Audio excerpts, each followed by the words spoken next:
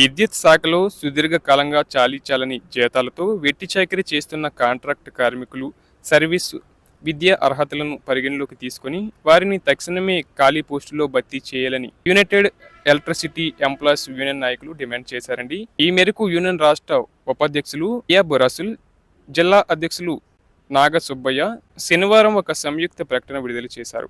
ఈ సందర్భంగా డిస్కాం ఉపాధ్యక్షులు సుబ్బారాయుడు మాట్లాడుతూ రాష్ట్ర వ్యాప్తంగా ఖాళీగా ఉన్న జూనియర్ లైన్మెన్, జూనియర్ అసిస్టెంట్ పోస్టులను వెంటనే భర్తీ చేయాలన్నారు.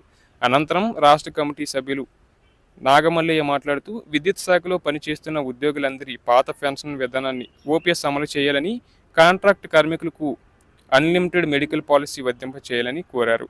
అలాగే మైదుకూరు డివిజన్ పరిధిలోని జూనియర్ అసిస్టెంట్ పోస్టులను భర్తీ చేయడం ద్వారా కార్మికులపై ఉన్న పని ఒత్తిడిని తగ్గించవచ్చని డివిజన్ అధ్యక్షులు బండి రామ్మోహన్ పేర్కొన్నారు. గత 10 నెలలుగా ఓఎం కార్మికులకు నిలిచిపోయిన ప్రమోషన్లను వెంటనే కల్పించాలని డిమాండ్ చేశారు. అలాగే కాశీనాయన, కలసపాడు సెక్షన్లకు అదనంగా లైన్ ఇన్స్పెక్టర్ పోస్టులను కేటాయించాలని కోరారు. మైదుకూరు డివిజన్ పరిధిలో ఒక ఫోన్మ్యాన్ పోస్టుతో పాటు ఎస్ఎల్ఐ పోస్టులను కూడా అదనంగా కేటాయించాలని జిల్లా కమిటీ సభ్యులు రవికుమార్ ప్రభుత్వానికి విజ్ఞప్తి చేశారు. అలాగే విద్యుత్ శాఖ ఉద్యోగులకు సంబంధించి 3 డిఏలను వెంటనే విడుదల చేయాలని, కొత్త పిఆర్సీని తక్షణమే ప్రకటించాలని జిల్లా కమిటీ సభ్యులు ప్రసాద్ డిమాండ్ చేశారు.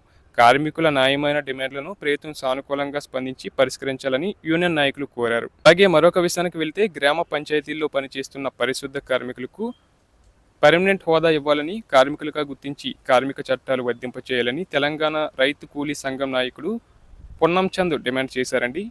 సోమవారం ఆయన మాట్లాడుతూ 2024లో ప్రభుత్వం నిర్వహించిన సామాజిక కుటుంబ సర్వే ఆధారంగా గ్రామాల జనాభాను పరిగణలోకి తీసుకుని పరిశుద్ధ సిబ్బందిని అధికారికంగా గుర్తించాలన్నారు.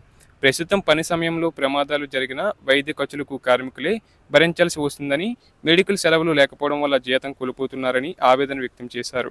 కొన్ని పంచాయతీలలో నెలల తరబడి వేతనాలు చెల్లించకపోవడం, 2011 జనాభా లెక్కల ప్రకారం సిబ్బంది నియామకాలు జరగడం వల్ల పెరిగిన జనాభాకు అనుగుణంగా సిబ్బంది కొరత ఏర్పడిందన్నారు.